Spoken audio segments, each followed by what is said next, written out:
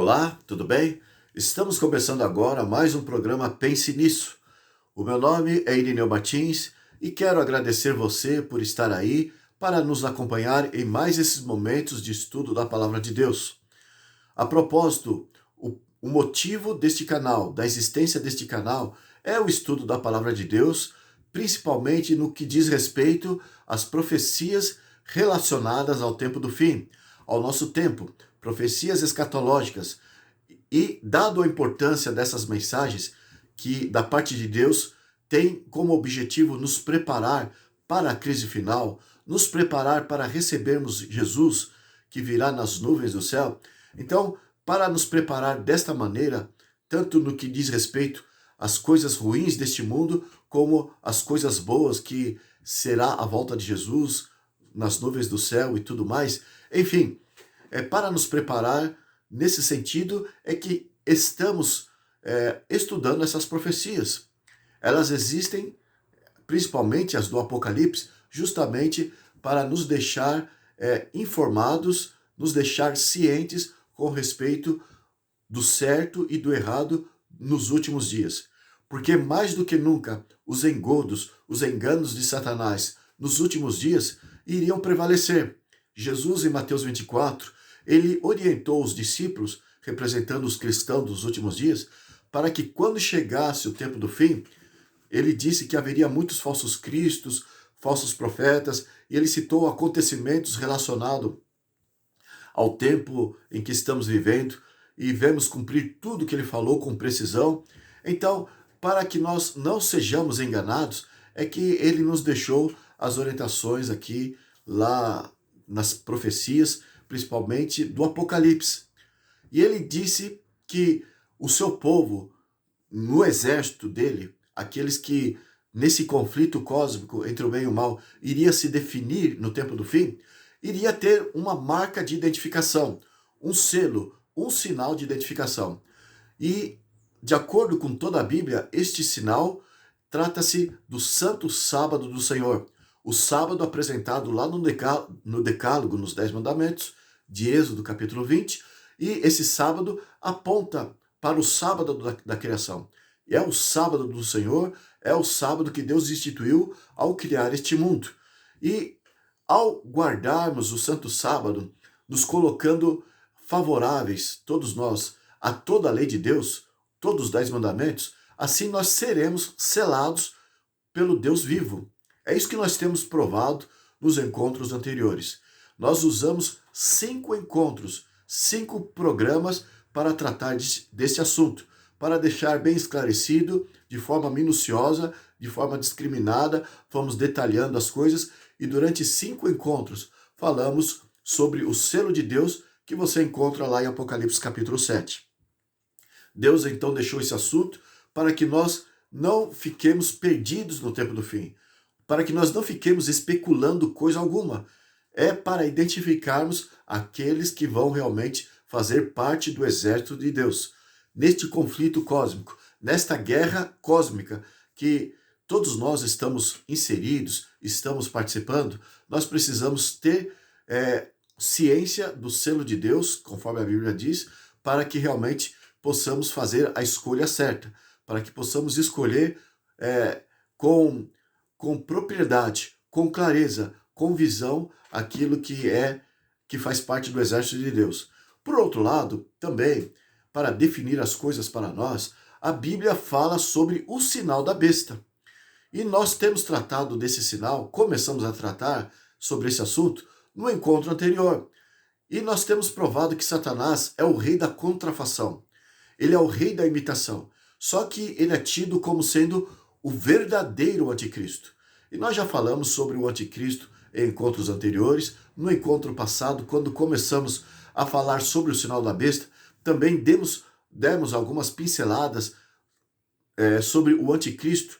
Com base na Bíblia, mostramos algumas coisas que a Bíblia diz sobre o anticristo. E, na verdade, o verdadeiro anticristo, o arqui-inimigo, aquele que se opõe a Cristo de forma declarada, é Satanás. Mas ele nunca age aqui, tem agido de forma direta com os homens. Ele usa os poderes dominantes, principalmente poderes de influência global para fazer com que os seus propósitos de inimizade contra Deus, de guerra contra Deus, os seus propósitos sejam colocados em prática. Então, o alvo de Satanás é usar os homens para que possam executar os seus propósitos maléficos de disseminar o engano, porque a verdade nos salva e o engano nos leva à perdição. E o seu propósito é levar os seres humanos à perdição. E, na verdade, sendo ele o maior falsificador, ele anda nas costas do bem, imitando tudo aquilo que Deus faz. É por isso que todo o jargão do cristianismo, do corpo de crentes que você encontra na Bíblia, para poder ganhar pessoas, adeptos para o seu exército, Satanás ele imita o mesmo jargão. Ele fala sobre Deus, ele fala sobre Jesus, ele fala sobre o amor, sobre paz, sobre comunhão, confraternização. Então são temas que movem o nosso coração, mexe com o nosso emocional, e tudo isso que Deus, na verdade, é de origem divina, sendo que causa um efeito de atração nos homens. Então ele usa isso como colorido, ele usa esses temas como isca para atrair para o seu exército. De maneira que, se formos olhar apenas por esse lado, para definir o que é certo e o que é errado, e pelo impulso do nosso sentimento, do nosso coração, nós jamais poderíamos, por nós mesmos, identificar aonde Satanás trabalha. Então é para que nós não fiquemos enganados, movidos pela emoção, atraídos por fenômenos, por ver pessoas entrarem em contato com curas, milagres, revelações. Jesus falou em Mateus 24, em 3 ocasiões ali, ele nos advertiu que no tempo do fim haveria falsos cristos, falsos profetas, e 3 vezes ele disse: vede que ninguém vos engane.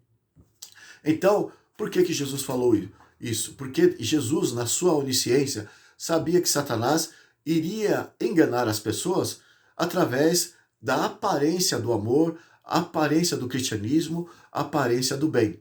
Então, o exército dele tem conseguido muitos adeptos, porque não estão lendo a Bíblia. Porque se as pessoas lessem a Bíblia no geral, a história seria toda outra. Se as pessoas, na sua maioria, valorizassem o assim diz o Senhor, então elas seriam esclarecidas sobre o fato de que nem tudo que reluz é ouro. Satanás, sabendo que as pessoas poderiam estudar a Bíblia no tempo do fim, ele criou mais do que nunca vários atrativos, vários entretenimentos. Nós vamos voltar a falar sobre esses métodos que Satanás usa no tempo do fim, nos dias de hoje, para tirar a atenção das pessoas, para que elas não pesquisem a Bíblia, para que elas não olhem na Bíblia. Enfim, o fato é que eu estou dizendo que Satanás, ele imita o bem para enganar e faz de tudo para que as pessoas não recorram à verdade, para que elas conheçam o que é certo e o que é errado e tomem a decisão certa. Então, ele está fazendo de tudo neste conflito, usando toda a sua força. O apóstolo Pedro, lá na epístola, em 1 Pedro, capítulo 5, verso 8, se não me engano é 1 Pedro, ali diz que Satanás está bramando como leão, pronto para devorar a pessoa, né? Como uma presa, uma frágil presa, principalmente conforme os predadores reagem. O leão, por exemplo, ele age quando a vítima, o alvo do leão, que é geralmente os mais fracos, os mais indefesos, se retira do grupo, se retira da manada. Então, esses que se tornam o alvo principal dos predadores, o alvo principal do leão. Então, essa comparação que o apóstolo Pedro fez de Satanás com o leão, pronto para devorar, significa que a pessoa que se desliga daquilo que é o corpo do cristianismo, daquilo que faz parte da igreja de Deus, que na verdade é a igreja que estuda a Bíblia, que fica compenetrada no estudo da palavra de Deus, e assim ela está se preparando, armando um escudo para se defender contra os ataques, né, dos predadores, no caso, os ataques de Satanás e seus demônios. Então, Quem são esses que se defendem? São aqueles que, ao estudar a Bíblia, descobrem que Deus está dando orientação. Assim como ele diz, olha, o meu povo, ele vai se identificar por esse selo, por esta marca, este sinal. Deus, lá em Apocalipse 13, para nos trazer orientação, ele diz que aqueles que vão fazer parte do exército de Satanás, mesmo aqueles que vão fazer parte de forma inocente, de forma enganosa, eles estarão enganados, iludidos, são aqueles que vão receber um sinal X. E nós temos provado no encontro anterior, já adentramos já nesse assunto sobre o sinal da besta, nós temos provado que Satanás é o copiador, é um falsificador. E um falsificador nunca copia, por exemplo, aquele que falsifica o dinheiro, ele nunca vai fazer um dinheiro inexistente. Você nunca vê uma nota falsa de R$ 7, uma nota falsa de R$ 3, porque não existe oficialmente nota de R$ 7 e nota de R$ 3. Existe nota de R$ 2, nota de R$ 5, de R$ 10. Então, se é para falsificar, os falsificadores, eles vão fazer uma nota parecida com aquela que já existe. Então, senão não teria lógica colocar em praça aí uma moeda que ninguém aceitaria. É para que as pessoas se iludam, pensem que é verdadeira e aceite aquela nota, é que eles fazem a nota que já existe. Falsifica a nota e ela é muito parecida, as notas falsas são muito parecidas com a verdadeira.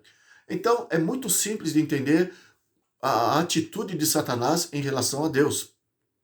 Conforme eu disse aqui, ele usa o mesmo jargão que se usa no corpo de crente, conforme a Bíblia espera que usemos, temas de amor, de paz, confraternização, união, enfim, esses temas Satanás usa porque existe o propósito de enganar. E ele quer imitar aquilo que Deus faz para que as pessoas não saibam, não identifiquem aonde ele está a trabalhar. Sendo que ele é assim, ele anda nas costas do bem, por detrás dos holofotes, nas sombras, não debaixo da luz, mas fora da luz. Então, ele está ali copiando tudo que Deus faz.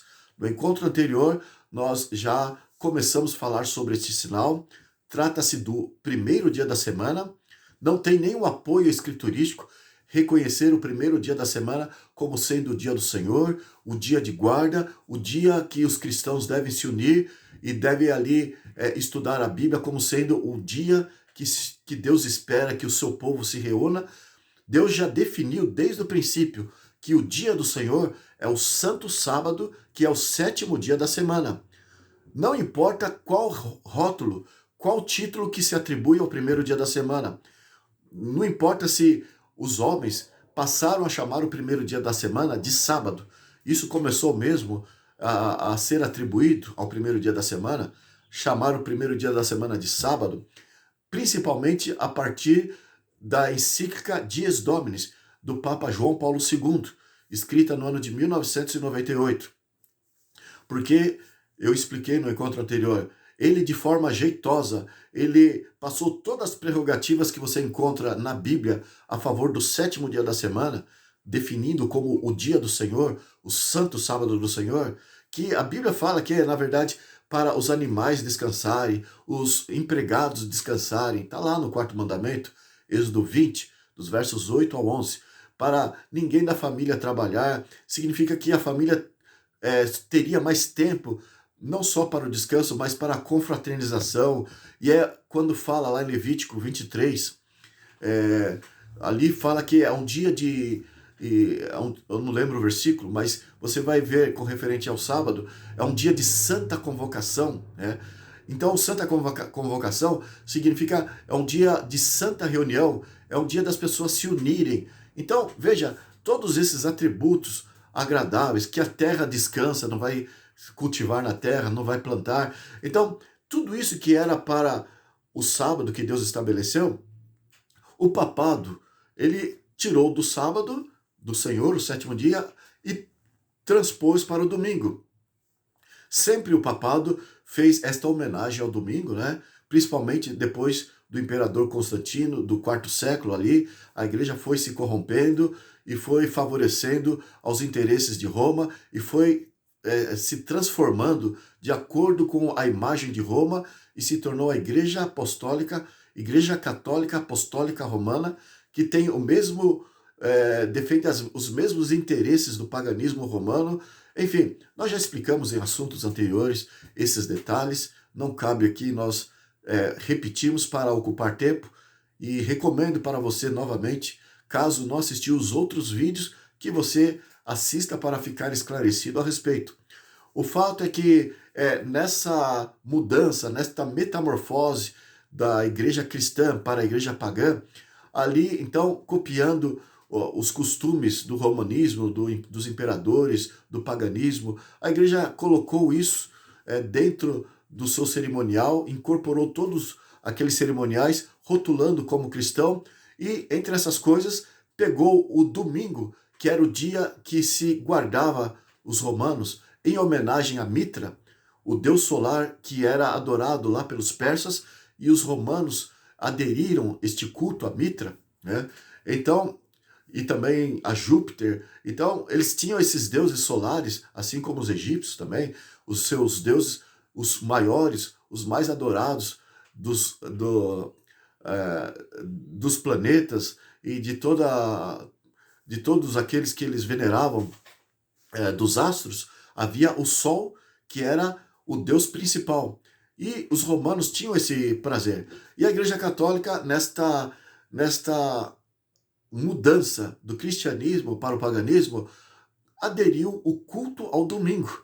E assim, aos poucos, os cristãos foram se paganizando e hoje nós temos este verdadeiro culto em honra ao domingo, mas de forma disfarçada. Se falar que é uma adoração ao sol, conforme declaradamente os pagãos adoravam, isso vai assustar os cristãos. E assim as imagens de escultura, se fosse colocada na igreja, no seu processo de transformação, quando ela começou a sofrer esta transformação do cristianismo para o paganismo, se colocasse ali dentro da igreja a imagem de Júpiter, o deus Júpiter que os romanos adoravam, eles iam ficar assustados. Então a igreja trocou a imagem de Júpiter com a imagem dos santos apóstolos, de Paulo, de Silas, de Pedro e assim por diante. Eles acendiam incensário aos deuses estranhos, então se colocasse um incenso ou uma vela acesa para deuses estranhos dentro da igreja, isso iria afastar os cristãos. Então, de forma disfarçada, eles mudaram o nome. Em vez de ser declaradamente para os outros deuses, eles colocaram várias divindades, criaram vários santos e passaram a acender velas, a acender incenso, e a fazer procissões, e a fazer rezas, e tudo aquilo que se atribuía no paganismo para deuses declaradamente pagãos, eles transformaram de forma sutil para o cristianismo. E desta mesma maneira é que a guarda do sábado foi transferida para o domingo, o primeiro dia da semana. Depois, então, nessa transformação, é que intitularam o primeiro dia da semana como sendo domingo, que significa o principal, ou o primeiro. A palavra domingo tem esse sentido. Então, é como se, aos olhos de Deus, agora, se o domingo foi condenado no passado, que era o dia que os pagãos ofereciam os seus incensos, faziam os seus cultos, celebravam os seus cerimoniais para os deuses, conforme nós lemos isso, tratamos esse assunto no encontro anterior, o encontro de número 33, se eles faziam isso no passado, agora a igreja passou a fazer estas mesmas coisas no primeiro dia da semana, mas só que agora, disfarçadamente, fala que é para o Salvador, que é um jeito de enganar as pessoas. Esta transformação do dia do culto é o ápice do conflito cósmico entre o bem e o mal. É uma maneira de dizer, olha, agora a autoridade não é mais o que Deus diz. Ou seja, não é mais a guarda do sábado. A autoridade é o que o Papa diz, é a guarda do domingo. Porque é um dia que foi imposto dentro do cristianismo exclusivamente pela autoridade do Papa, já há longos tempos. E desde a encíclica de João Paulo II, Dies Domini, isso se acomodou mais e mais dentro das igrejas, e as igrejas agora se sentem felizes de chamar o domingo do Santo Sábado do Senhor. Chegou a este ponto. Antes da encíclica do Papa de 1998, antes da encíclica Dies Domini, se chamava o domingo, como sendo o domingo, tinha a escola dominical, nas escolas dominicais em todas as igrejas evangélicas, pentecostais, a igreja católica, todas elas tendo a escola dominical, ensinando que o domingo é o dia do Senhor, mas passou a chamar esse domingo, que na verdade o domingo não era domingo na Bíblia, era só primeiro dia, e nós vamos ler aqui alguns textos para provar que não se atribui nenhum título de santidade ao primeiro dia, não se atribui nenhum tipo de título e nem de reconhecimento como dia santo, apenas menciona como sendo um dia qualquer da semana e, para identificar que dia que é, chama primeiro dia da semana, mas não atribui como o sétimo dia, que fala que é o santo sábado do Senhor, que é o dia do Senhor, mas o domingo, através dessa transformação que eu mencionei aqui, essa corrupção da igreja, que foi predito nas profecias que assim iria acontecer, Então, chegamos a este ponto. Chegou a partir do Dies Domini, da encíclica do Papa, a chamar o domingo de Santo Dia do Senhor e chamar também como sendo o sábado. E por isso, você não fique assim desconcertado se você vê os evangélicos na escola dominical, nos seus cultos aos domingos, os católicos nas suas missas, falando que o sábado é o dia do Senhor. Não fique admirado, porque esta incoerência da parte deles na verdade, nada mais, nada menos do que uma demonstração de que eles não estão vivendo as Escrituras Sagradas. Porque as Escrituras Sagradas não mudou o nome do sétimo dia. É o sábado do Senhor, mas pela transformação humana, esse sábado, eles passaram a reconhecer como sendo o primeiro dia da semana. Tudo que foi atribuído ao sábado, agora se atribui ao primeiro dia da semana. Enfim, vamos então na continuidade. Alguns dizem, bem, mas o Novo Testamento fala que o primeiro dia da semana, depois da ressurreição de Cristo, é um dia especial. Mas eu digo a você, desde já, só há 8 textos no Novo Testamento que fala sobre o primeiro dia da semana. E nenhum deles, você vai verificar comigo agora, se refere ao primeiro dia da semana como o dia santo. Não é como o sétimo dia, que há mais de 1000 referências falando que o sétimo dia da semana é o dia do Senhor, tanto no Velho como no Novo Testamento. E isso provamos ali quando falamos sobre o selo de Deus e usamos 5 vídeos para falar sobre isso. Agora já estamos tratando sobre o sinal da besta, e esse sinal temos falado que se trata do primeiro dia da semana, que contrapõe ao sétimo dia da semana. Então Satanás, copiando o que Deus faz, mas de forma oposta, conforme já explicamos anteriormente, ele tem então esse sinal que se opõe ao sinal de Deus. Veja então o que diz Lucas capítulo 24, verso 1. Nós vamos ler só um pedaço aqui, que aqui fala sobre a ressurreição.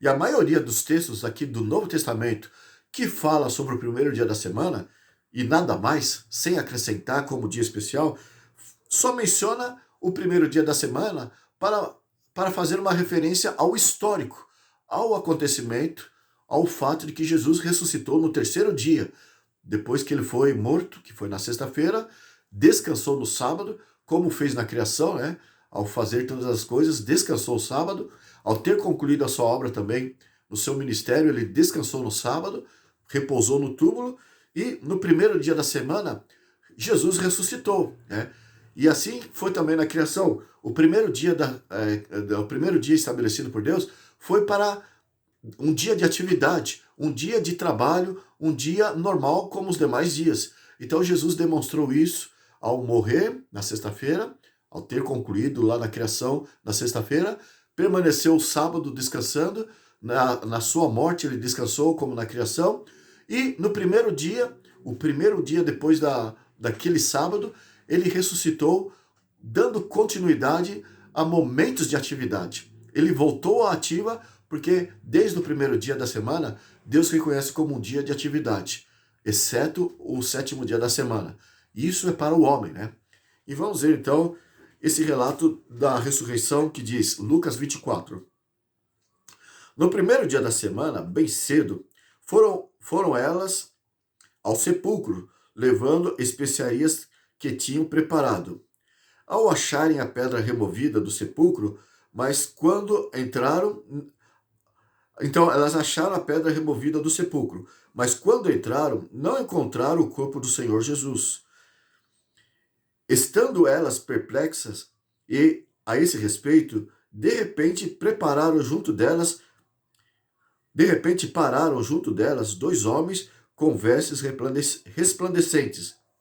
Elas ficaram tão atemorizadas que se curvaram com o rosto em terra. Mas os homens lhes disseram: Por que buscais entre os mortos quem está vivo? Ele não está aqui, mas ressurgiu. Lembrai-vos do que vos disse, estando ainda na Galiléia. Então veja, aí do verso 7. É necessário que o Filho do Homem seja entregue nas mãos dos homens pecadores e seja crucificado, e ao terceiro dia ressurja. Esses anjos falaram para essas mulheres piedosas que foram no primeiro dia da semana, bem cedinho, após a morte de Cristo na sexta-feira. Então, ele descansou no sábado e bem cedinho, naquele primeiro dia da semana, elas foram ao sepulcro ali. E esses anjos apareceram para elas e eles explicaram que ele tinha que cumprir aquilo que foi predito sobre ele, que no terceiro dia ele deveria ressurgir. Então, o primeiro dia que é mencionado apenas na função de dizer que ele cumpriu a profecia. Ele ressuscitou no terceiro dia. O domingo, então, sendo o terceiro dia, após a sua morte, é mencionado não para dizer que é o dia especial, mas que ele passaria o sábado descansando e ressuscitaria no dia seguinte. É só o sábado que ele descansou. Ele podia descansar no domingo, mas é só o sábado para mostrar para as pessoas que Deus leva em conta, para exemplo do homem, que o sábado realmente é o dia que Deus instituiu para o repouso. O dia que diz que todas as coisas foram acabadas em 6 dias, no caso terminou lá na sexta-feira, e o sábado estava tudo findo, é o dia do repouso. E no primeiro dia ele ressuscitou, e aqui é mencionado o assunto da ressurreição, tanto no livro de Mateus, no Evangelho de Mateus, no Evangelho de João, no Evangelho de Marcos e aqui em Lucas, menciona o assunto da ressurreição, que foi, evidentemente, no primeiro dia da semana, mas nada de atribuir a ele a um dia santo. O fato é que aqui, depois que Jesus falou com as mulheres, até consolou aqui no outro evangelho, fala que ele consolou Maria Madalena, que estava ali chorando porque achou que Jesus havia sido levado pelos guardas e não tiveram respeito pelo corpo do mestre. Aí, na verdade, era Jesus que estava presente ali com Maria Madalena. E Jesus disse, não choreis, né? Porque ele ressuscitou, ele se apresentou para ela. E pediu para ela, olha, não me detenhas, ou seja, eu não posso ficar conversando com você, porque ainda eu não subi para o meu Pai. Mas Jesus tinha um propósito além de falar com Maria. Ele queria consolar mais 2 discípulos que você vê aqui relatado no Evangelho de Lucas. Então, neste primeiro dia, ele falou com Maria Madalena, depois se ajuntou a ela uma outra mulher piedosa aqui, conforme nós lemos em Lucas, e depois ele foi ter, ainda de manhãzinha, logo naqueles momentos, ele foi ter com outras pessoas que eram 2 discípulos que moravam a 12 quilômetros de Jerusalém. Moravam na cidade de Emaús. Nós vemos isso registrado aqui ainda, em Lucas 24. O versículo 13 em diante diz assim: Nesse mesmo dia, iam 2 deles, que eram discípulos, para uma aldeia chamada Emaús, que distava de Jerusalém 60 estádios, cerca de 12 quilômetros aqui, pelo que as contas que eu fiz. Mas diz assim, iam falando entre si de tudo o que havia sucedido.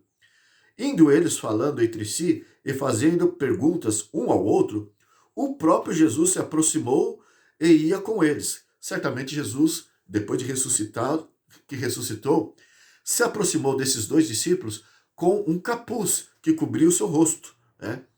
E eles não reconheceram Jesus. E o Espírito Santo ajudou para que eles não reconhecessem. O verso 16 diz assim: mas os olhos deles estavam como que fechados, de sorte que não o conheceram. E o verso 17: então Jesus perguntou: que palavras são estas que, caminhando, trocais entre vós? Eles pararam entristecidos. E o verso 18 diz: um deles, cujo nome era Cleopas, perguntou-lhe: és tu o único peregrino em Jerusalém que não sabe das coisas que aconteceram lá nesses dias? E aqui então ele continua, e agora ele incluiu Jesus, sem saber que era Jesus, incluiu na conversa que ele estava tendo com seu companheiro ali, indo para a cidade de Emaús. Então ele começou a contar: olha, todos nós acreditamos naquele que curava, naquele que pregava e assim por diante, mas sexta-feira ele foi crucificado, nessa última sexta-feira. E nós perdemos as esperanças. E Jesus foi caminhando com eles e foi escutando tudo o que eles estavam dizendo do que aconteceu na sexta-feira. E o verso 25 diz: então Jesus lhes disse: ó nessos e tardios de coração, para crer em tudo o que os profetas disseram.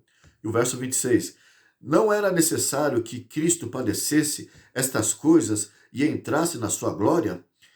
E o verso 27 fecha dizendo assim: e começando por Moisés e por todos os profetas, explicou-lhe o que dele se achava em todas as escrituras.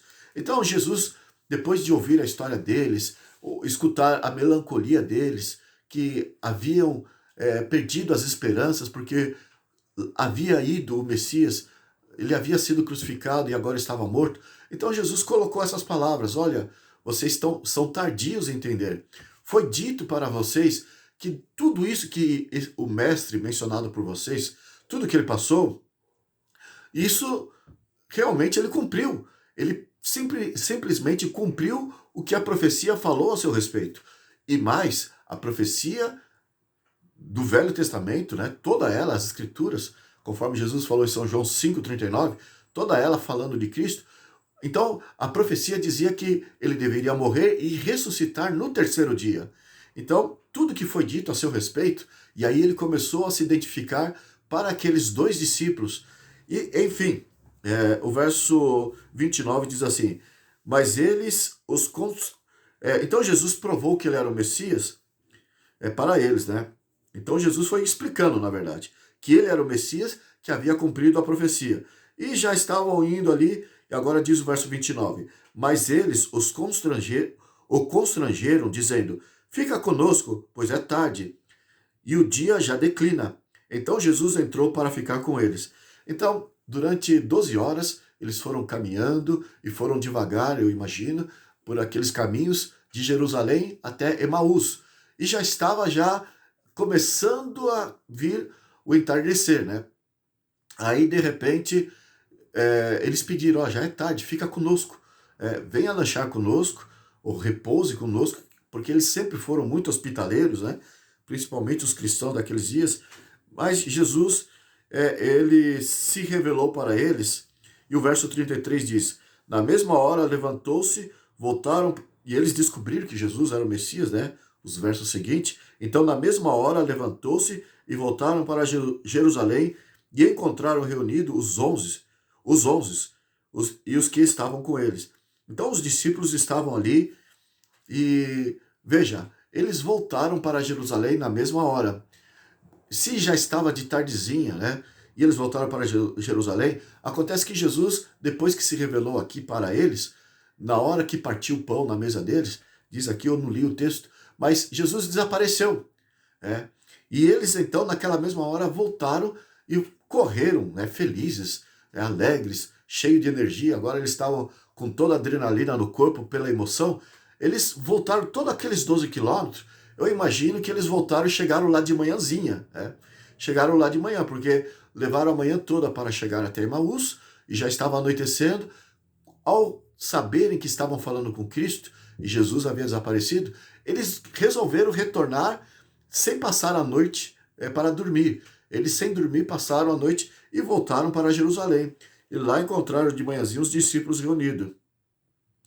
E, de repente, Jesus aparece a eles. Bem, veja do verso 36 em diante, diz assim: falavam ainda essas coisas quando Jesus se apresentou no meio deles e disse: paz seja convosco. E eles, espantados e atemorizados, pensavam que viam um espírito. Ele, porém, lhes disse: por que estáis perturbados? Enfim, Jesus se apresentou para os discípulos logo em seguida. Dá a entender, então, se for analisar de forma bem detalhada, que isso nem foi no primeiro dia da semana. Porque aqui, Jesus se despediu desses dois que estavam a caminho de Emaús já de tardezinha. E isso dista de Jerusalém 12 quilômetros, como eu falei, e eles voltaram para Jerusalém. Então dá a entender que eles chegaram aqui na segunda de manhã, né? Pela manhã, bem de manhãzinha. Ainda estava, quem sabe, o momento do galo cantar, ou lá para as 3, 4 horas da manhã, que já era tido como manhã, os discípulos estavam reunidos. E mesmo se fosse uma reunião dos discípulos aqui, não era uma reunião para cultuar a Deus. Estou dizendo isso porque as pessoas dizem: não, Jesus, depois que morreu e ressuscitou, todos os encontros dos discípulos foram nos domingos, o primeiro dia da semana. E eles citam aqui esse texto, e citam até de forma rápida para que os ouvintes não percebam o assunto. E ali eles discorrem explicando. Você está vendo? Jesus encontrou eles reunidos e era no domingo, era o dia da ressurreição. E não explica que eles estavam reunidos com medo. Aqui mostra que eles estavam incrédulos. Eles não acreditavam, porque chegou a notícia da ressurreição de Cristo, as mulheres falaram para os discípulos, e aqui agora chegou esses dois discípulos de Emaús e falaram para os discípulos, e eles não estavam acreditando. Então não era uma reunião de alegria, uma reunião de culto reconhecendo a ressurreição de Cristo. Eles estavam com medo. Veja lá em São João capítulo 20, sobre o mesmo acontecimento. A maioria do acontecimento aqui que você encontra no Novo Testamento é sobre a ressurreição, e nenhum dos evangelistas demonstra diferença disso que eu estou falando. Apresenta algum quadro diferente. A reunião dos discípulos na ressurreição era com medo, porque eles estavam sofrendo represálias, estavam sofrendo perseguição dos judeus, e eles não queriam sofrer chacotas ou cair na mesma triste sorte que o seu mestre Jesus havia caído. Eles estavam com medo. Não era culto o motivo da reunião deles. Veja então, João 20, verso 19, e o verso 20 diz assim: chegada a tarde daquele dia, o primeiro dia da semana, veja, aqui fala da tarde. E aqui, se você analisar, comparando com Lucas, é um episódio que ocorreu depois que Jesus se despediu daqueles dois discípulos de Emaús, conforme eu mencionei aqui, e saiu de lá de forma já através do seu poder de corpo ressurreto, de aparecer e desaparecer, de se locomover no espaço, porque é um corpo glorificado que Jesus recebeu ao ressuscitar. Então todos nós receberemos, após a ressurreição, receberemos esse corpo glorificado que poderá se locomover no tempo e no espaço, né? Sem que nós possamos perceber, né? Sem que possa se medir. Então Jesus desapareceu lá dos discípulos e agora ele se apresentou aqui nessa situação. Veja, São João 20, verso 19. Chegada a tarde daquele dia, ou seja, depois que Jesus saiu lá de Emaús, da casa daqueles dois discípulos, então aqui se reporta aquele momento. O primeiro dia da semana, estando cerradas as portas do lugar onde estavam os discípulos, com medo dos judeus. Então aqui, antes de chegarem, antes dos dois discípulos chegarem até Jerusalém, nesse interim, eles haviam já revelado que Jesus havia ressuscitado e eles estavam a caminho de Jerusalém. Eles estavam indo para Jerusalém. Mas Jesus já apareceu em Jerusalém bem antes deles, porque Jesus não precisou correr e atravessar montanhas e usar os seus pés atravessando as montanhas. Ele se locomoveu como um espírito e apareceu entre eles, né? Mas veja que importante a declaração aqui. O motivo da reunião desses discípulos. Estavam de portas, estavam com medo dos judeus. Aqui o verso 19. Chegou Jesus, pôs-se no meio deles e disse: Paz seja convosco. Tendo dito isto, mostrou-lhe as mãos e o lado. E os discípulos se alegraram ao verem o Senhor. Então isso aqui prova mais do que nunca que essa reunião dos discípulos não era uma reunião cultica. Não era uma reunião celebrando a ressurreição de Cristo. E podia até se dar realmente no primeiro dia da semana, mas é duvidoso que fosse o primeiro dia da semana quando os discípulos de Emaús chegaram até eles e se encontrou eles ali ainda reunidos. Mas aqui realmente era domingo e eles estavam ali à noite, mas de portas trancadas, com medo, conforme lemos aqui no versículo 19 de João 20. Estavam com medo dos judeus.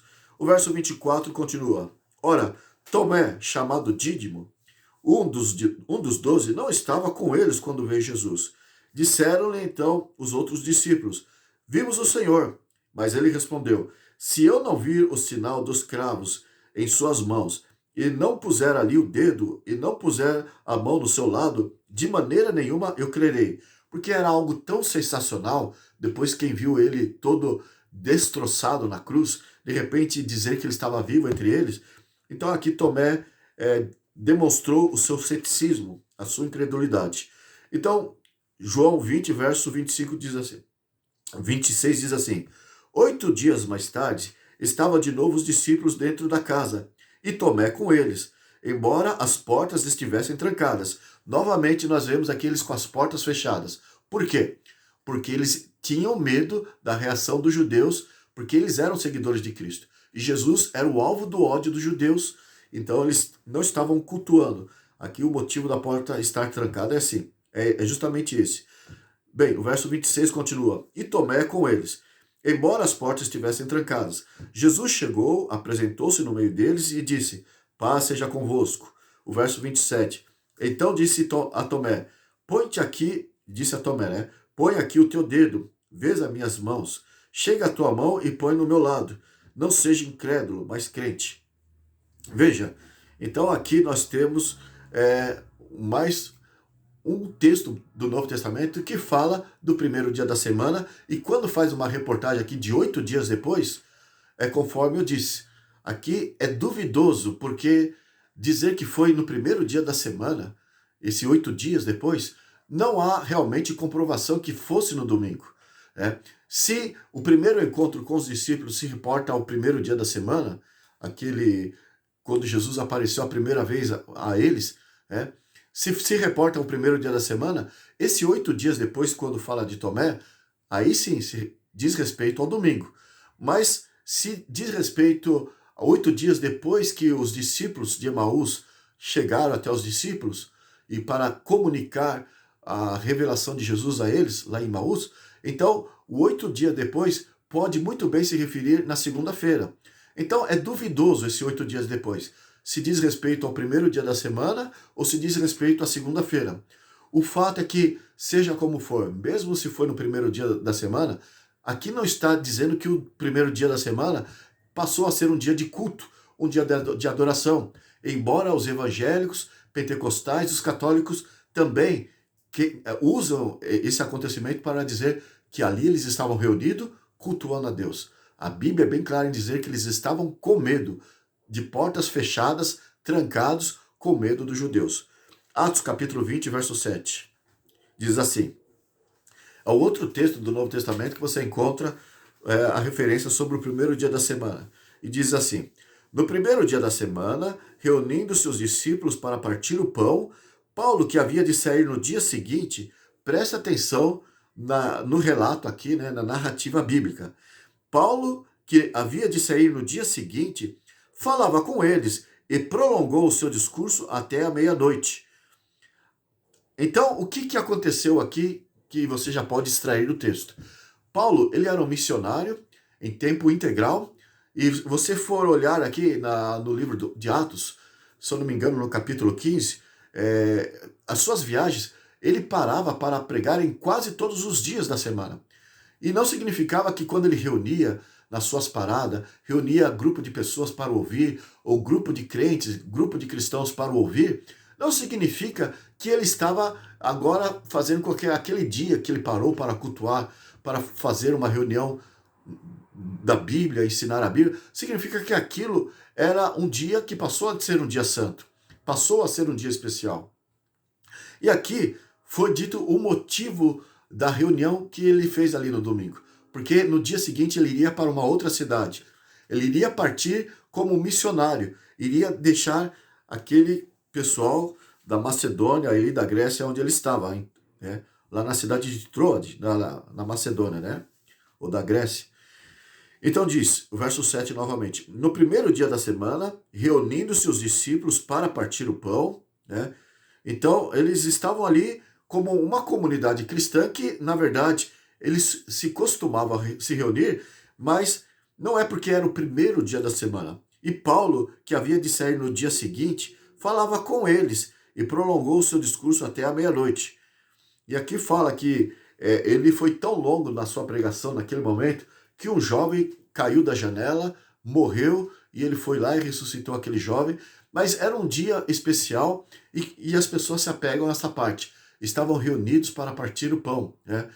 Mas nunca no Novo Testamento você vai ver as reuniões que os discípulos faziam como deixando aquilo como um dia especial de culto. E nem sempre partir o pão, você deve dizer que significa realmente um momento de cultuar a Deus. Mas aqui Paulo ele aproveitou o momento que eles estavam se confraternizando, estavam juntos, e realmente era o primeiro dia da semana, e de repente ele ficou ali e dissertou sobre os ensinos da palavra de Deus. Eles estavam ouvindo Paulo pela última vez e deram tanta atenção para Paulo que ele estendeu a sua mensagem até de madrugada e aconteceu isso que eu disse para você. Houve um rapaz que caiu ali e ele quebrou o pescoço e de repente o apóstolo Paulo foi lá pelo poder de Deus e o ressuscitou. 1 Coríntios capítulo 16, veja o outro texto do Novo Testamento que fala também sobre o primeiro dia da semana. Nós vimos nesse texto de Atos também que não foi atribuído nem o título de santidade, sempre menciona o primeiro dia da semana como o primeiro dia da semana, não um dia especial. E veja agora em 1 Coríntios 16, os versos 2 e 3. Aqui temos um outro texto que fala sobre o primeiro dia da semana. Sem atribuir ele, no Novo Testamento, não se atribui o termo domingo ou se atribui o termo dia do Senhor a este dia. Sempre quando ele é citado, faz referência apenas a um dia comum, sem designar a ele qualquer atributo de santidade. Era um dia de atividade, poderia se reunir e fazer culto, como qualquer outro dia, como eu disse aqui em Atos 15, Paulo, nas suas viagens, teve um momento que ele parou em várias cidades e fez cultos em tantos dias durante a sua passagem, que poderia então, olhando por esse prisma de que fazer culto torna o dia santo, então significa que ele fez com que todos os dias da semana fosse culto, porque ele fazia culto em quase todos os dias. E ali é diferente. A Bíblia não moveu nenhum texto para atribuir santidade ao domingo. Agora aqui, 1 Coríntios 16, mais um texto que fala sobre o primeiro dia da semana. Diz assim o verso 2. No primeiro dia da semana, é Paulo que está dizendo para a igreja, né? No primeiro dia da semana, cada um de vós ponha de parte o que puder ajuntar, conforme a sua prosperidade, para que não se façam as coletas quando eu chegar. Então, o que nós vamos ler aqui, o versículo 2, mas eu já me adianto em dizer, Paulo ele está fazendo referência à grande fome que teve ali lá em Jerusalém, e os cristãos estavam padecendo, e aqui o livro de Atos mostra muito sobre esta fome, e Paulo aqui recomenda à igreja de Corinto, que estava longe ali de Jerusalém, que não estava padecendo como os irmãos lá que viviam em Jerusalém. Paulo então recomenda que eles façam um ajuntamento, para que haja uma coleta de ajuda para os irmãos de Jerusalém. Então ele está fazendo esta referência. E comecem a fazer isso desde o primeiro dia da semana. É isso que ele diz no verso 2. No primeiro dia da semana, cada um de vós ponha de parte o que puder ajuntar. Então, em outras palavras, vocês, na casa de vocês, comecem a juntar as coisas desde o primeiro dia da semana. É isso que ele está dizendo. Conforme a sua prosperidade, para que não se façam as coletas quando eu chegar. Não é algo que deve se fazer na igreja, mas é algo que eles fazem nas suas casas. O primeiro dia da semana na Bíblia é tido como um dia secular de atividade normal, um dia de trabalho, como você lê lá no quarto mandamento do Decálogo, né? 6 dias trabalharás e farás toda a tua obra. Né? Então, o primeiro dia da semana faz parte desses 6 dias. Desde o primeiro dia, você deve começar a trabalhar, fazer contas, fazer a sua contabilidade, analisar os seus gastos, correr atrás de assuntos seculares. E Paulo deixou aqui o primeiro dia, não para ser um dia santo de descanso, um dia dedicado ao Senhor. Como hoje aí estão se pregando, olha, o dia do Senhor não é dia de fazer contas. Aí estão dizendo que é um dia que deve parar de abrir o comércio, deve parar de jogar bola, deve parar de fazer viagens. Veja, mas Paulo aqui na Bíblia, ele recomendou, comece a fazer as contas, os análises, a contabilidade, faça o ajuntamento desde o primeiro dia da semana. Porque quando eu for aí, já esteja tudo preparado. O verso 2 diz, e quando eu tiver chegado, enviarei os que por cartas aprovardes, para levar a vossa dádiva a Jerusalém. Então, aqui nós vemos mais um texto do Novo Testamento que não oferece nenhum indício, nenhum sequer, de santidade ao domingo, né? O primeiro dia da semana. Menciona como sendo apenas um dia de atividade corriqueira, mas os evangélicos querem forçar porque querem dizer, não, se era o primeiro dia da semana é porque é o dia do Senhor, é o dia santo. Mas eu não sei como consegue, que tipo de lente estão usando para enxergar esse tipo de coisa, porque eu acho impossível o texto estar dizendo isso. Mas eles não ficam felizes e recorrem ao que está lá em Apocalipse 1, verso 10. Nós lemos assim. É um outro texto, mas esse texto está fora do contexto. E você vai ver por quê. Apocalipse 1, verso 10, diz assim. O apóstolo João, que escreveu o Apocalipse, diz, eu fui arrebatado em espírito no dia do Senhor, e ouvi de trás de mim uma grande voz como trombeta. Veja, eu fui arrebatado em espírito no dia do Senhor. Então, os que defendem o domingo como dia santo, eles dizem, aqui está a prova de que o domingo é o dia do Senhor. Aí você pergunta, por que o domingo é o dia do Senhor? Porque aqui está dizendo que eu fui arrebatado em espírito no dia do Senhor. Apocalipse 1, verso 10.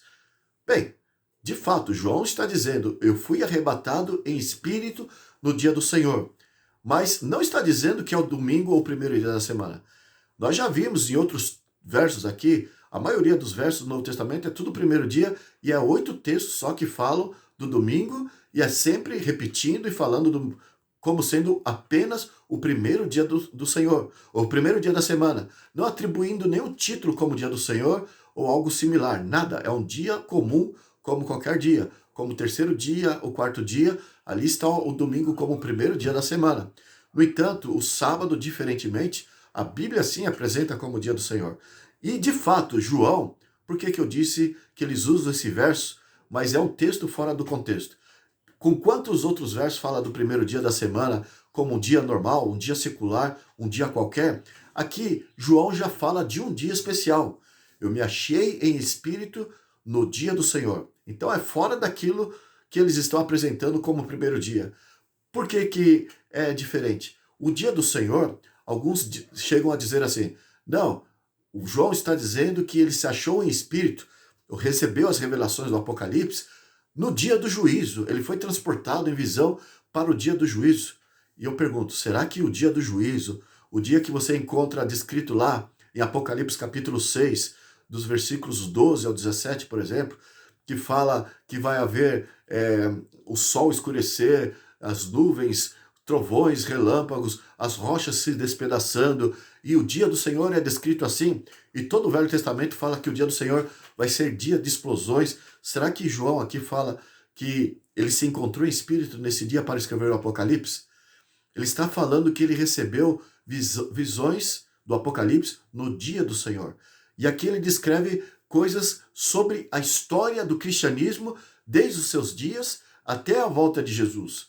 Então ele descreve o desenrolar da história até a volta de Jesus. Então, o dia do Senhor, que alguns atribuem a esta frase aqui, de Apocalipse 1:10, não tem nada a ver, a volta de Jesus, o acontecimento explosivo da volta de Jesus, não tem nada a ver com essa situação ou com as mensagens que João escreveu aqui no Apocalipse. Então, que dia do Senhor ele se referiu nessas palavras quando falou, me achei em espírito no dia do Senhor? Bem, se ler lá em Gênesis capítulo 2, verso 1 a 3, fala, o sábado é o santo dia do Senhor. João conhecia esse texto? Certamente que sim. Se ler lá no Decálogo, o quarto mandamento, Êxodo 20, 8 a 11, que nós temos que guardar o sábado, lembrar deste fato, porque em 6 dias fez o Senhor os céus, a terra e o mar, e ali diz que o sábado é o santo dia do Senhor. João conhecia esse texto? Certamente que sim. Se lermos lá em Isaías, capítulo 56, do verso 1 ao 8, que fala que devemos guardar o sábado, porque o sábado é o dia do Senhor. João conhecia esse texto de Isaías? Conhecia. Em Isaías 58, verso 13, fala que nós devemos chamar o sábado, o 7º dia da semana, como santo dia do Senhor. João, que escreveu o Apocalipse, conhecia esse texto? Conhecia. Em São Marcos, capítulo 2, verso 27 e 28, quando Jesus falou que ele, até do sábado, é Senhor, ele reconhecendo que ele é o autor, é o Senhor do sábado. O próprio Jesus disse, fazendo reportagem ao 7º dia da semana. João sabia dessas palavras de Jesus? Também sabia. Enfim, toda a Bíblia João conhecia. E em toda a Bíblia, a única designação que se atribui ao dia do Senhor é ao 7º dia, o dia da semana. Então não adianta querer colocar aqui na boca de João, ou na pena inspirada que ele escreveu aqui, me achei em espírito no dia do Senhor, colocar uma versão que não é bíblica. Porque João fez referência claramente ao dia do sábado. Porque era o dia do sábado que ele conhecia como sendo o dia do Senhor. Do Gênesis até o dia em que ele se encontrava aqui no Apocalipse. Achei-me em espírito no dia do Senhor, o dia do sábado. E na calmaria daquele dia, na paz que Deus espera que tenhamos no seu santo dia, Deus passou revelações concernentes, porque é no dia do sábado que Deus deixou claro que é o dia para ensinar as Escrituras, para mostrar as orientações de Deus. É no santo sábado que Deus deixou para o seu povo, desde o princípio, como eu falei aqui em Levítico 23, não estou lembrado do versículo, mas no sábado tereis santa convocação, ou seja, Deus deixou o sábado para uma reunião, para uma assembleia de culto a Ele. Então, Deus deixou o sábado para isso. Então, para aprender da Bíblia, para receber instruções de Deus, orientações de Deus, conforme o costume de Deus, que era o sábado, aqui Deus resolveu dar essas instruções do livro do Apocalipse no seu santo dia. Orientações da sua santa palavra, revelações do céu para João e da parte dele para cada um de nós. Então, tem muito significado sim. Achei-me espírito no dia do Senhor. E aqui diz respeito ao sábado do 7º dia da semana. Nada de domingo. Alguns até leem em algumas bíblias que tem aí, principalmente por parte de católicos, algumas bíblias dizem assim, achei-me em espírito no dia de domingo. E quando eles acham essas versões, alguns cristãos, eles ficam felizes e dizem, aqui está dizendo, comparando com as outras versões, que o dia do Espírito, que eles caiu em espírito para receber as revelações do Apocalipse, é o domingo, porque essa versão bíblica diz, achei-me espírito no dia do domingo. E esta outra versão bíblica diz, achei-me espírito no dia do Senhor. Como que se explica isso? Isso é muito simples. Sempre, em todas as traduções da Bíblia, existe alguma parte que é de acordo com aquilo que os escritores entenderam, de acordo com a interpretação bíblica que eles tiveram, os tradutores, e ali eles colocam, e essas versões são mais recentes. Entendendo muitos evangélicos, tradutores da Bíblia, que fizeram as traduções da Bíblia as mais modernas, entenderam que o dia do Senhor, que no original está, que João entendia que, nós já explicamos que era o sábado, mas eles não vendo que sendo sábado, esses novos cristãos, ao traduzirem a Bíblia, entendendo que é o domingo, eles já fizeram a interpretação. Achei-me espírito no domingo. Então são versões modernas de tradutores que achavam que João estava dizendo que o dia do Senhor é um domingo, como evangélicos, pentecostais e católicos acreditam. É uma versão vinda de pessoas assim, uma tradução de pessoas que creem desta maneira. No entanto, as versões mais antigas, as originais, apenas diz: achei-me espírito no dia do Senhor. Enfim, nós temos que entender que o domingo não tem base bíblica e assim na Bíblia nós temos os textos que eu apresentei para você e não você há de concordar comigo que não há nenhum apoio escriturístico para que você possa pensar que Deus atribuiu, a partir da ressurreição, atribuiu ao domingo um dia de santidade. Nós falamos então o efeito da encíclica do Papa, né, Dies Domini. No ano de 2015, o Papa Francisco, ele fez a Laudato Si. Nós vamos falar muito ainda dessa encíclica em encontros posteriores, mas ela tem muito a ver com o conglomerado de povos, né? As pessoas estão se unindo, as religiões estão se unindo, os estadistas. Então todos os poderes da Terra estão se unindo com base nessa encíclica Laudato Si, de 2015. Mas ela fortalece os ensinos da guarda do domingo que João Paulo mencionou no Dies Domini. A Igreja Católica sempre evidenciou o domingo como sinal da sua autoridade. E a Laudato Si de 2015 é a cartilha que o mundo está estudando agora para colocar em prática a guarda do domingo. Mas o fato é que os Estados Unidos têm acontecido algumas coisas. No Texas, por exemplo, eu vi esses dias uma matéria de um senador, do senador do Texas. Ele quer porque quer colocar a religião nas leis do Estado e forçar as igrejas a guardarem o domingo. Na verdade, se você pesquisar lá na internet, a Blue Law, porque ali as leis dominicais nos Estados Unidos é conhecida como Blue Law, ou seja, a lei azul, porque todas as leis dominicais, elas são colocadas em papéis azuis, e elas passaram a existir desde o final do século XIX nos Estados Unidos. Lá nos Estados Unidos existem 50 estados. Então, 49 estados dos Estados Unidos possuem, de uma forma ou de outra, de forma diferente de um estado para o outro, possuem leis dominicais, possuem a Blue Law, que é a lei azul. Somente o estado do Alasca que não possui uma lei dominical. Mas existem estados de formas diferentes, por exemplo, uma proíbe jogar esportes, um estado proíbe jogar esportes no domingo, ou a prática do esporte, um outro estado proíbe a venda de bebida alcoólica, o outro estado proíbe trabalhar no domingo, o outro estado proíbe dirigir nas estradas aos domingos. Então tem uma diversidade de leis, e assim na Europa também. Existe uma lei dominical ali que já estão tirando da gaveta, que era antiga, mas agora eles estão querendo revigorar nos seus estados. E aqui eu estava vendo recentemente na internet, eu marquei aqui, eu não marquei o nome do senador, mas não somente ele, o Congresso americano já está pedindo, com base na Laudato Si, que as pessoas coloquem como leis, estabeleçam uma regra, uma lei de que haja observância obrigatória do domingo.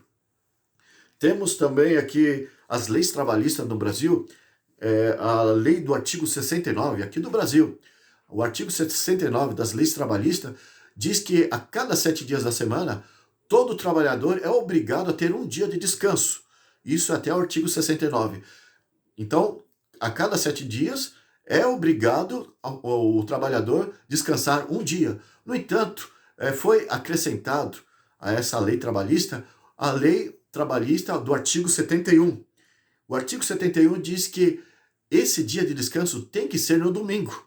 Tem que ser justamente o primeiro dia da semana, em homenagem ao mundo que está já trabalhando nesse programa de guardar o primeiro dia da semana. Aconteceu recentemente, um carteiro lá nos Estados Unidos, debaixo dessa agitação de se guardar o domingo, estão agitando muito esse assunto. Um carteiro lá, ele resolveu não trabalhar no domingo, porque lá, não sei se é diferente de um estado para o outro, o carteiro trabalhava no domingo e ele mandou para a Suprema, para uma lei, não sei se foi para a Suprema Corte ou para o Congresso americano, pedindo seus direitos de descansar no domingo. Por que que ele tinha que estar entregando cartas aos domingos, sendo que os cidadãos das suas casas estavam descansando com a família aos domingos? E ele ganhou a causa, né? Já que todos estão descansando, então a empresa que ele trabalhava teve que dar o domingo para ele.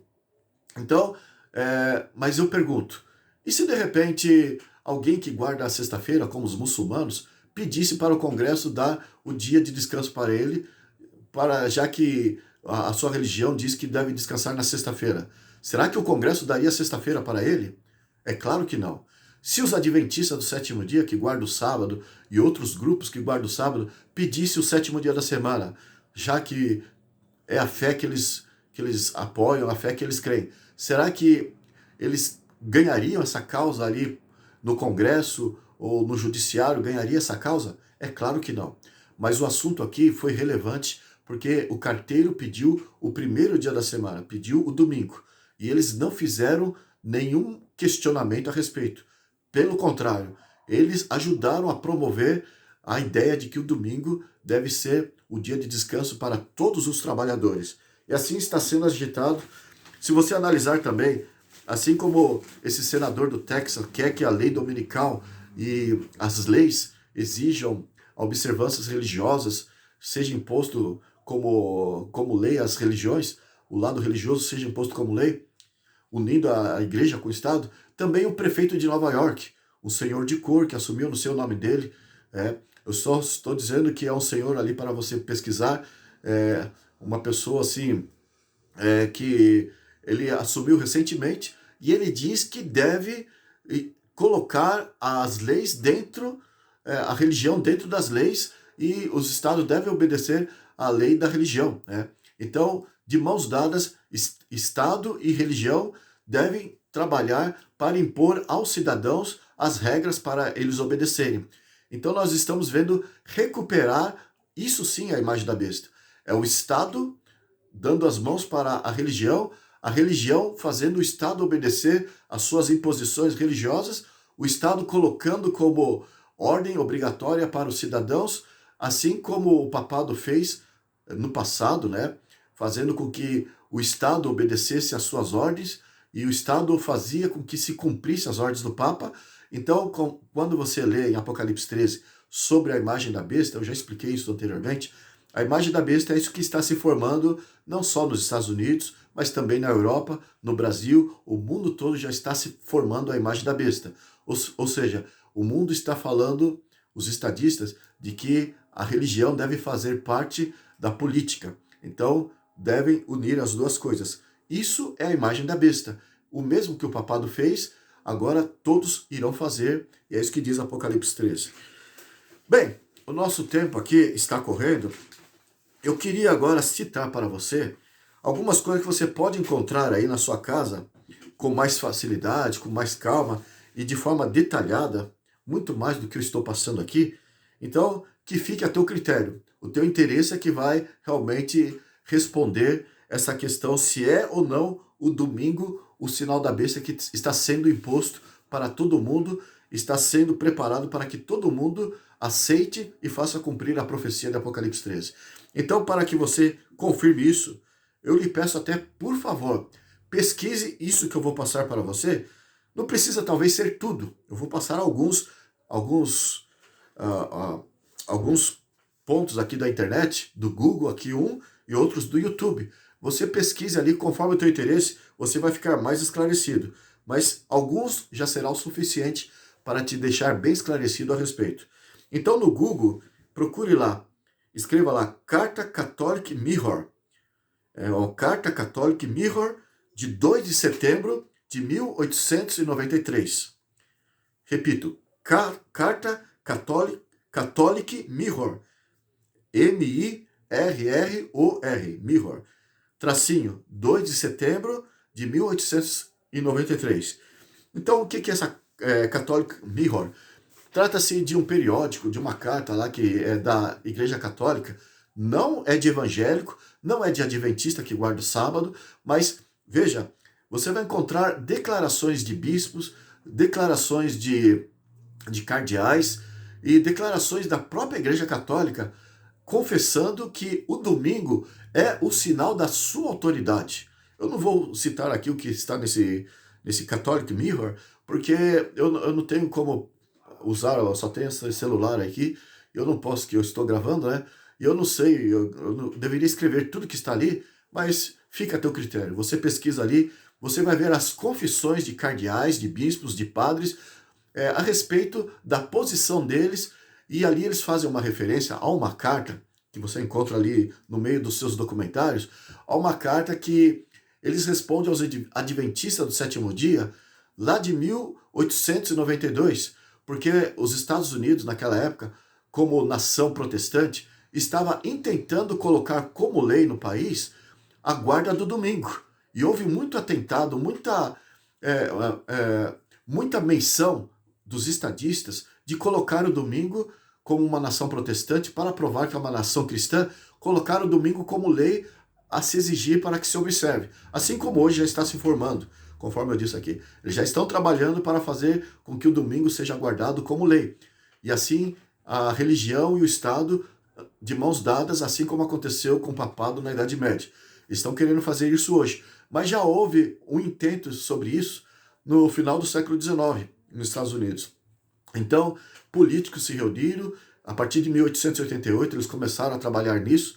Então, no ano de 1892, com base nessa agitação de impor um decreto dominical naqueles dias, a Blue Law, conforme eu disse aqui, os adventistas se reuniram, principalmente um líder, se eu não me engano, eu não vou lembrar do nome, mas um líder, um pastor adventista foi que fazia parte dos congressistas ali, e ele colocou umas orientações de que se a nação norte-americana colocasse como lei para se obedecer à guarda do domingo, estaria seguindo os mesmos passos de Roma naqueles dias. A Roma impunha, forçava a obediência de acordo com a ideia religiosa.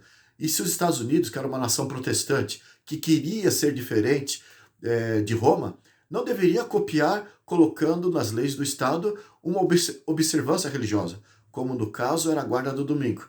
Então, por causa dessa intercessão desse pastor e de alguns outros adventistas do sétimo dia, o Congresso naquela época retrocedeu. E a Blue Law foi arquivada, e é por isso que eles estão desengavetando hoje, né? Mas ficou até então engavetada.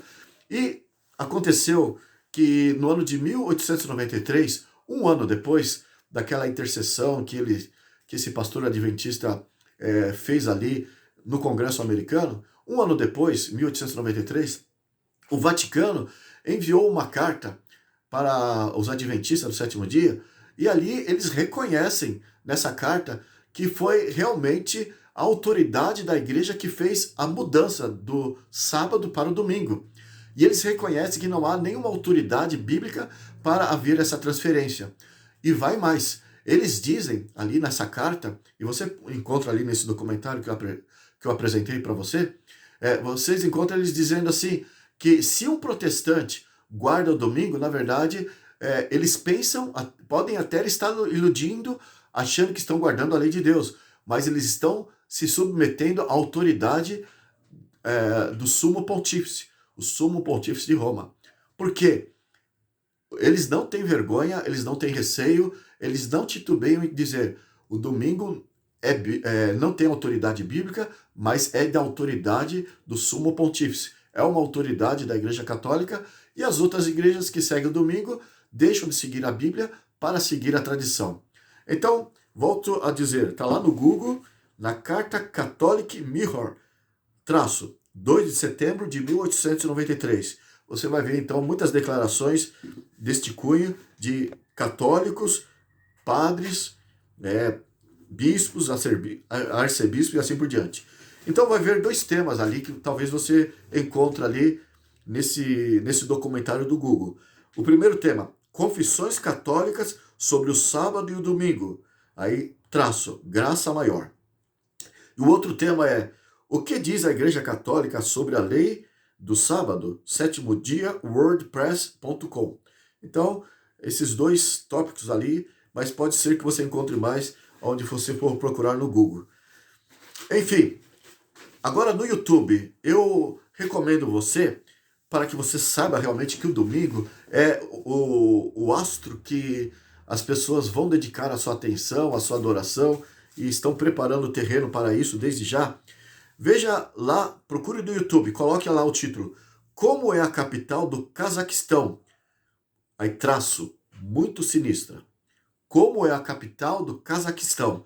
Traço, muito sinistra. Então, a capital do Cazaquistão é Astana. Então, ali se pensa que é a futura capital da nova ordem mundial, porque é uma parte central ali da Ásia, do Oriente Médio. Então, parece que está muito bem geograficamente localizada. E o que encontra ali? Ali, nesse documentário, você vai ver que, na verdade, é um casal. Eles fazem turismo para vários países, como muitos turistas, aí, mochileiros e assim por diante. Então esse casal não tem nada a ver com religião. Eles estão fazendo turismo ali no Cazaquistão e ele entra ali no templo, em Astana, na capital. Existe um templo, tem 9 andares esse templo, e você vai ver como que eles identificaram ali um templo exclusivo. O Papa Francisco já foi ali, ele se reúne com todos os cristãos do mundo todo nesse templo. Tem 9 andares e todos eles são dedicados ao sol, né? E ali mostra como há diferenças de graus conforme os andares que eles possuem. Então esse casal, nessa matéria que eu apresento a você, esse casal ali no turismo que eles fazem, eles entram ali e tem a parte inferior, a parte do subsolo. E eles mostram ali porque tudo aquilo é um simbolismo. E eles mostram ali um teatro. Na parte inferior é um teatro, com muitas cadeiras, com palco e assim por diante. E ali é tudo escuro. E o significativo daquilo são as pessoas que estão dentro do entretenimento, dentro das diversões, das distrações que o mundo oferece. São pessoas que não têm luz, são pessoas que vivem nas trevas, não têm conhecimento. E elas se distraem com as distrações, e o teatro ali é para simbolizar o gado na sua maioria, que, conforme eles intitulam, que é o povo, a massa, né? Então não tem a menor noção daquilo que no topo está preparando para ele. Então, aquele casal que faz essa matéria que eu citei para você, eles, no turismo deles, eles vão subindo de andar em andar. E o interessante, quando chegam, eles vão mostrando assim, como que a luz vai desenvolvendo, o grau de conhecimento, significa que cada andar que eles sobem, eles significam uma etapa de pessoas que têm mais conhecimento, mais luz. E finalmente, eles estão lá no nono andar, onde é o topo que brilha o sol, e o sol realmente é o astro adorado, e todo aquele prédio, onde é um ponto turístico ali, que esse casal visita, e é um local lindo, que o Papa Francisco reúne com os religiosos do mundo todo, é, na verdade, um cenário do mundo, que mostra qual é o propósito do mundo em adoração ao Deus Sol. Então assista a esse canal, e você vai ver esse casal aqui, deste canal aqui, que vai mostrar ali este templo, né, que é em honra, em adoração ao sol. Procure também lá no YouTube e escreva lá o título: Papa Francisco apela por lei dominical, 2014. Aqui eu coloquei, conforme está lá no YouTube que eu vi, né, tudo em letras maiúsculas. Papa Francisco apela por lei dominical 2014. Você vai ver uma boa matéria que vai esclarecer que realmente o domingo é o sinal que vai unir todos os povos. Uma outra matéria, né? Israelenses guardarão em breve o domingo. Ponto. Fim dos tempos se aproxima sutilmente. Ponto. Blue Laws. Então, é uma outra matéria para você colocar ali no YouTube e você vai também identificar. Eu repito, israelenses guardarão em breve o domingo. Ponto. Fim dos tempos se aproxima sutilmente. Ponto. Blue Laws. Procure lá que você vai ficar impressionado. Uma outra matéria, decreto dominical a caminho. Então, tudo em letra maiúscula, eu encontrei no YouTube, coloque ali esse título, que também é uma outra matéria impressionante. Ali há uma parte nesse documentário, nessa matéria, que mostra o Parlamento Europeu. A propósito, o Parlamento Europeu, eu havia dito no encontro anterior que fica na Alemanha, mas eu me equivoquei. Fica na França, se eu não me engano, é no sul da França. Tem uma filial em Luxemburgo, na Bélgica ali, se eu não me falha a memória. Mas lá no sul da França tem o Parlamento Europeu e pesquise no Google a imagem do Parlamento Europeu e você vai ver uma torre de Babel que na verdade parece que é uma torre inacabada, mas é uma referência àquilo que Nimrod fez há 2000 anos atrás. E aquilo indignou tanto a Deus, há 2000 anos atrás não, lá no começo, depois do dilúvio, né? 2000 anos atrás esteve Jesus. Mas no tempo depois do dilúvio, Nimrod construiu a Torre de Babel, está em Gênesis capítulo 11. Deus ficou tão indignado com aquele encontro, com aquele ecumenismo, aquela união de afronta, de rebeldia que Nimrod estava administrando ali, que Deus confundiu a língua deles. Quis que eles se separassem. Então criou uma situação para eles se espalhassem pelo mundo. Deus não queria que eles ficassem juntos naquele encontro de rebelião contra ele. Então Deus tomou essa providência.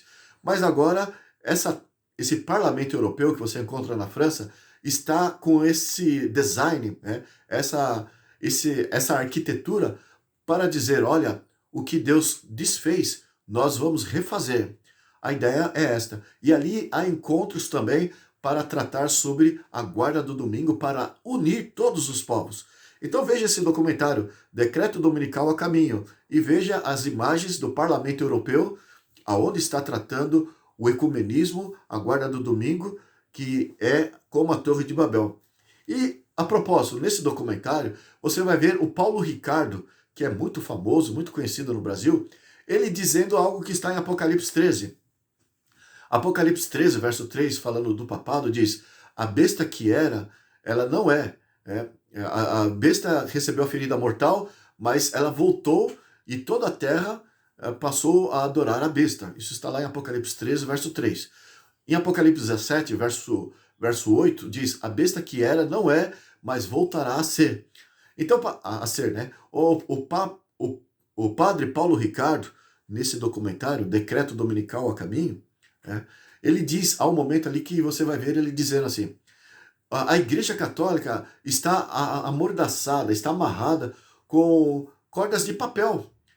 E então ela está com facilidade, ela pode se desprender e voltar a agir com a sua força, com a sua fúria, conforme ela agia no passado. Em outras palavras, ele está vendo que o poder da Igreja Católica, outrora que ele possuía no passado, praticamente já recobrou. Todos os estadistas, todos os cientistas, todos os políticos, todos os economistas, todos os religiosos, e digo religiosos não cristãos apenas, do paganismo, estão se sujeitando à orientação e à voz do papado. E é por isso que Paulo Ricardo colocou, olha, a hora que o Papa quiser, ele impõe a sua lei sobre o mundo e todos hão de obedecer. É isso que ele diz. Procure então ali, naquele documentário, Decreto Dominical a Caminho. Eu tenho aqui também, do YouTube, Padre diz, : Igreja Católica é maior do que a Bíblia. Então, para dizer que a igreja tem autoridade para mudar o que a Bíblia diz, né? Por isso, eles não respeitam a Bíblia e o domingo procede da autoridade da igreja. Padre diz, : Igreja Católica é maior do que a Bíblia. Coloca esse tema lá no YouTube e você vai ver uma matéria impressionante a respeito. Um outro tema que você coloca no YouTube: não acredite na Bíblia, mas na igreja. Abre parênteses. A nova visão cristã. Fim do mundo se aproxima. Fecha parênteses. Então, vou ler de novo. Não acredite na Bíblia, mas na igreja. Abre parênteses. A nova visão cristã. Fim do mundo se aproxima. Fecha parênteses. Então, aqui é uma outra matéria interessante que vai abrir muito os seus olhos a respeito disso que eu estou a falar. Uma outra matéria que você coloca lá no YouTube: o Papa, o Domingo e os fundamentalistas. O Papa, o Domingo e os fundamentalistas. São todos esses temas que provam que realmente o mundo está se mobilizando para a guarda do domingo. E o Apocalipse 13, sobre o sinal da besta, fala que todos na terra vão se sujeitar à autoridade, o sinal da besta. E você vê se formar desta maneira. Procure nos canais ali do Onésimo Muyuambo. Eu não estou ganhando nada em fazer essa propaganda para ele, né? Mas eu acho muito impressionante as suas matérias. São curtas no YouTube e são muito ilustrativas, são muito precisas. E eu vou citar algumas aqui, de Onésimo Muyuambo. Ele é um africano de Moçambique, mas ele fala bem, e lá eles falam português, né? Então diz assim, abre parênteses lá, veja lá no YouTube, no documentário, abra lá. Laudato si nas nações, vírgula, pedido ao Emirados Árabes, traço, domingo, ponto, em Israel e as pragas atuais na América. Então esse é o título de uma matéria que explica bem sobre esse assunto. Vou falar de novo. Laudato si nas nações, vírgula, pedido ao Emirados Árabes, domingo, ponto, em Israel e as pragas atuais na América. Então coloca esse título, você vai ver que impressionante como o nosso irmão Onésimo Muyuambo explica o que está acontecendo na atualidade para cumprir a profecia da guarda do domingo como sinal do papado. Uma outra matéria do mesmo irmão Onésimo diz assim: comprovado o descanso dominical nas soluções climáticas globais. Então coloque lá, comprovado o descanso dominical nas soluções climáticas globais. Uma outra matéria diz, Portugal, Alemanha, Croácia, Polônia vão decretar lei dominical, estamos no fim. Repito, Portugal, vírgula, Alemanha, vírgula, Croácia, vírgula, Polônia vão decretar lei dominical, estamos no fim. É impressionante essas matérias do nosso irmão Onésimo. Uma outra matéria diz assim, domingo, vírgula, sempre domingo, traço, sem alianças dominicais europeias unidas pelo domingo, sem trabalho.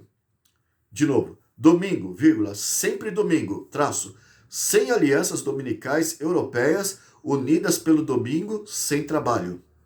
Enfim, aqui eu citei então algumas dos textos, né? O fato é que, o que é o papado?